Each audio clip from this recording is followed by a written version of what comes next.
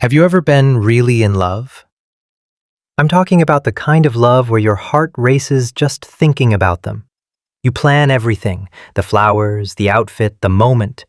You rehearse what you'll say 100 times in the mirror. You even imagine the perfect background music playing as you walk toward them. And when the time comes, you take a deep breath, look them in the eye, and say, "I like you." Now imagine that, instead of saying it back, they bite your head off and eat you, literally. Sounds insane, right?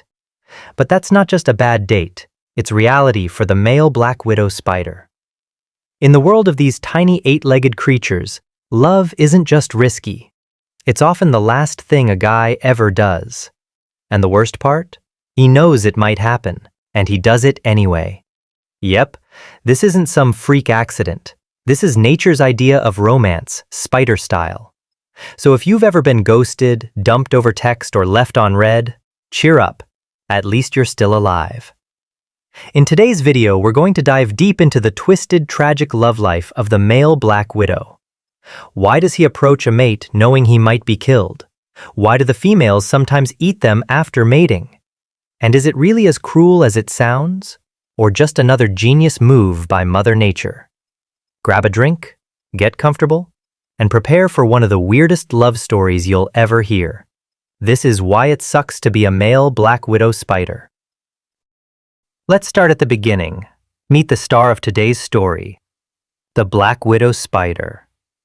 Her scientific name is Latrodectus, but honestly, that sounds like a dinosaur spell from Harry Potter, so we'll stick with what the world calls her, Black Widow.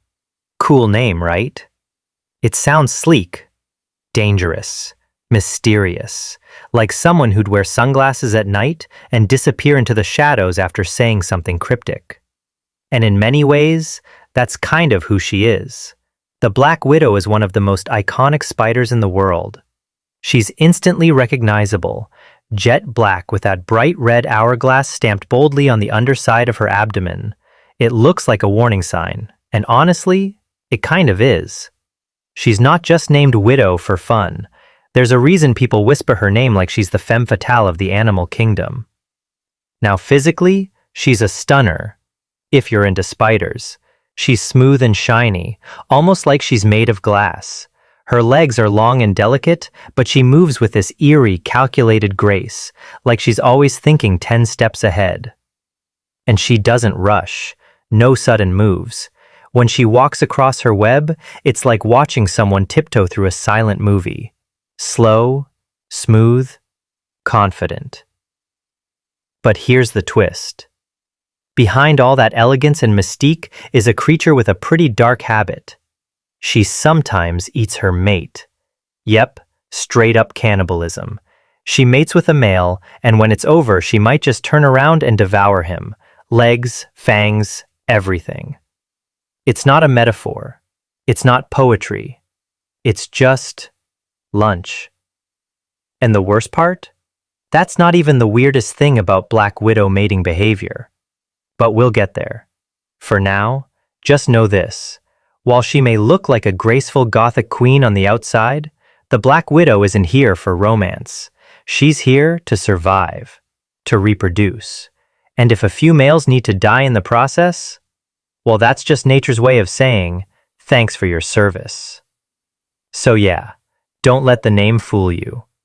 The Black Widow may sound cool, even a little classy, but when it comes to love, she plays by her own brutal rules.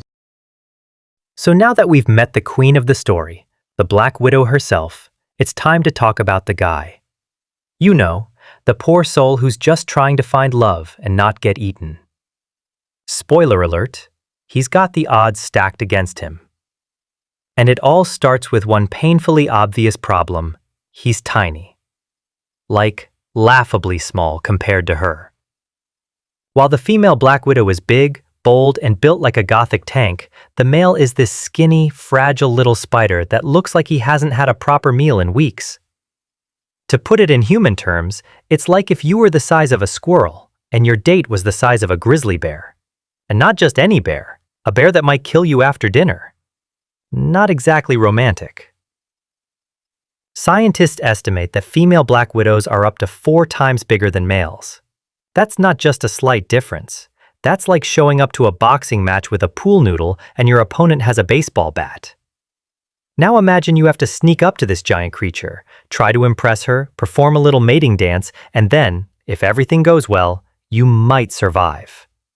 Might. That's the reality for the male black widow. His whole love life is like trying to defuse a bomb while blindfolded. On roller skates, during an earthquake. One wrong move, maybe he touches the wrong part of the web or approaches too quickly, and boom! She goes from curious to carnivore in half a second. And remember, she's not just bigger, she's faster, stronger, and she's armed with venom that's 15 times more toxic than a rattlesnake's, drop for drop. Oh yeah, that elegant, glassy little spider from Chapter 1? She's also packing serious firepower. So being smaller isn't just a physical disadvantage, it's a life-threatening gamble. And the worst part? This poor guy, this skinny little male, only gets one real shot at love. Because once he reaches adulthood, he stops eating. Yup, he molts into his final form, becomes sexually mature, and then, that's it. No more food, no more growing, just one mission: find a mate. He'll spend the rest of his short life wandering through bushes and webs, hoping to find a female, knowing full well she might kill him when he gets there. So yeah, when people say size doesn't matter, tell that to a male black widow. Because in his world, size might be the reason he never makes it out alive. Alright, so our little male black widow is out there, skinny, starving, wandering through the underbrush like a lonely, 8-legged Romeo on his final quest for love. And make no mistake, this is a one-way journey, because once he becomes an adult, his clock starts ticking. He doesn't eat anymore, he doesn't grow, he doesn't molt. He's on borrowed time, and his only goal is simple: find a female, mate, and maybe, just maybe, survive. But survival? That's a luxury.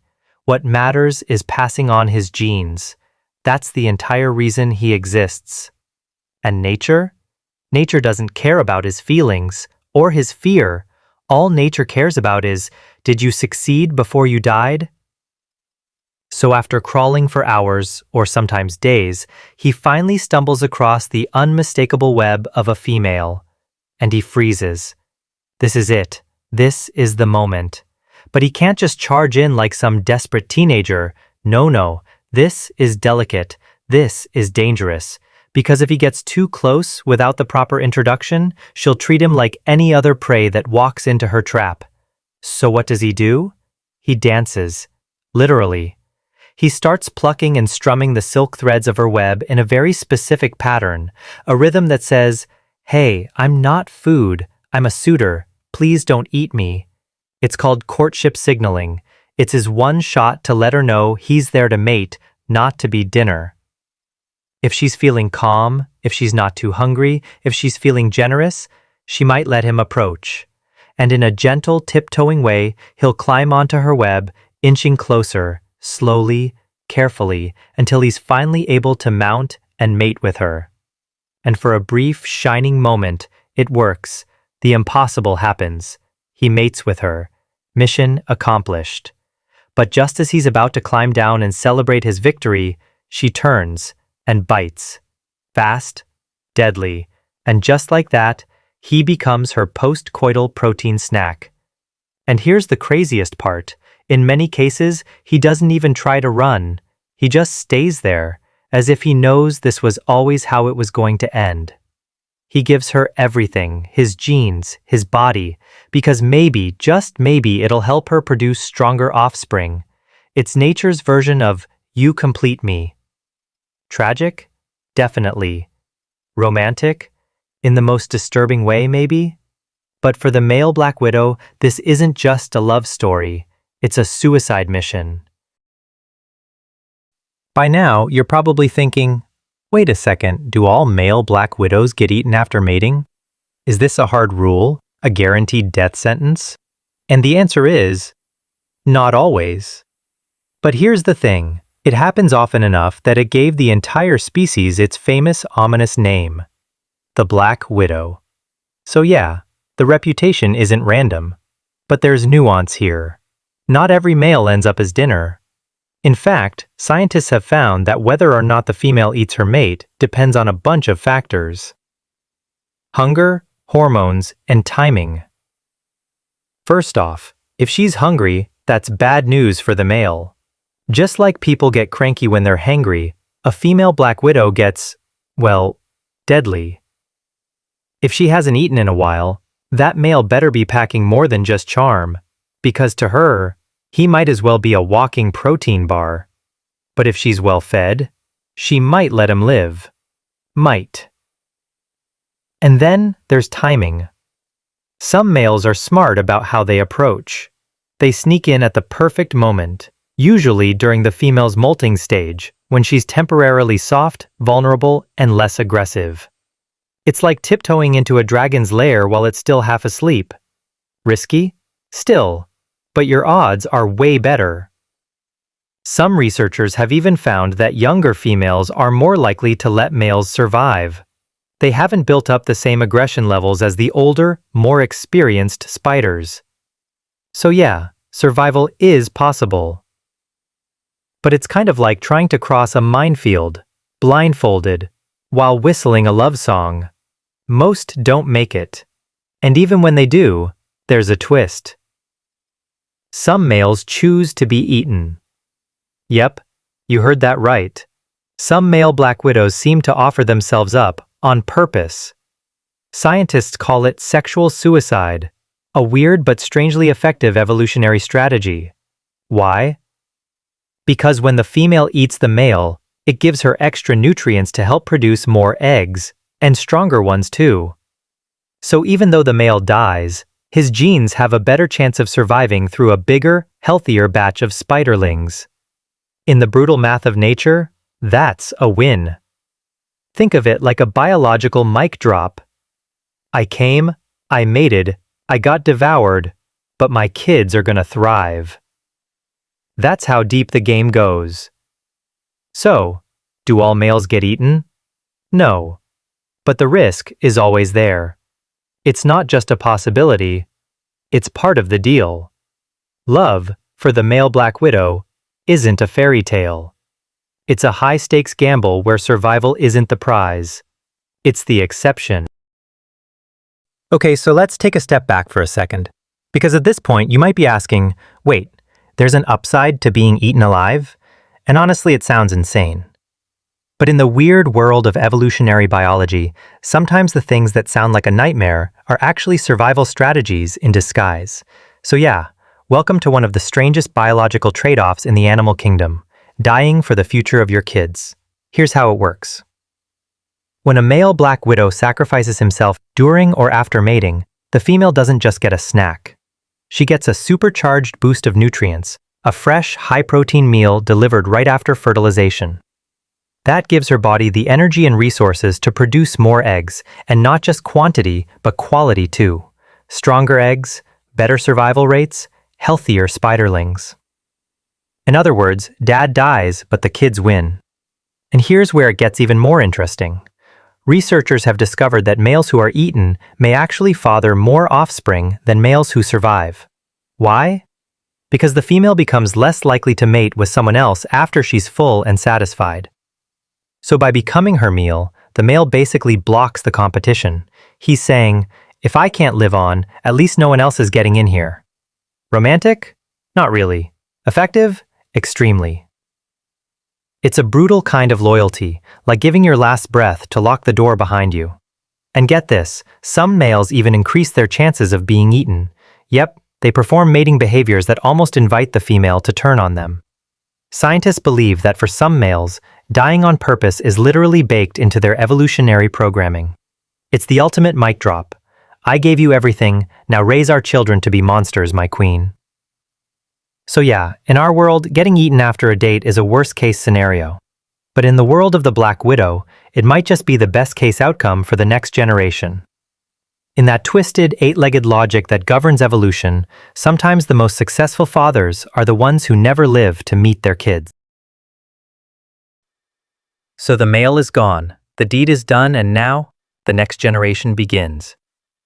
The female black widow, calm and composed in her silky throne, begins crafting her egg sacs, dozens, sometimes more, each one a pale, papery bundle of potential holding up to 300 eggs. And she'll make several of these. That's thousands of potential spiderlings, all thanks to that one doomed male, a legacy sealed in silk. But in this story, birth is not the beginning of safety. When those eggs hatch, they don't enter a warm, nurturing world. They enter a tiny gladiator arena. These newborn spiders are fragile, pale, barely bigger than a grain of sand, and already dangerous. Because from the moment they emerge, they are surrounded by hundreds of equally hungry siblings. And with no food in sight, well, sibling becomes snack. Cannibalism kicks in early. It's not rare, it's expected. And mom, she doesn't stop it. She's not tucking them in or bringing them flies. Her job was genetic, now it's survival of the fittest. Only the fastest, smartest, and luckiest make it out of that nursery alive. And when they do, they don't stick around. The survivors climb to a high perch, lift their tiny abdomens to the sky, release a single thread of silk, and take off into the wind. It's called ballooning, a silent, drifting journey that could carry them to a new patch of forest or hundreds of miles away. No parents, no home, just sky, just instinct. Every one of them carries the same blueprint their father died to deliver, and if they're lucky, if they survive the journey, the predators, the harsh weather, one day they'll find a mate. And the cycle starts again.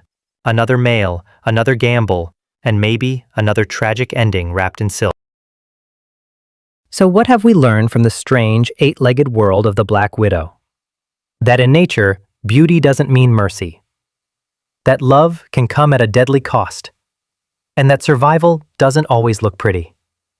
The male Black Widow, fragile and determined, risks everything for a single chance to pass on his genes. Sometimes he escapes, sometimes he's eaten, and sometimes he chooses to be eaten.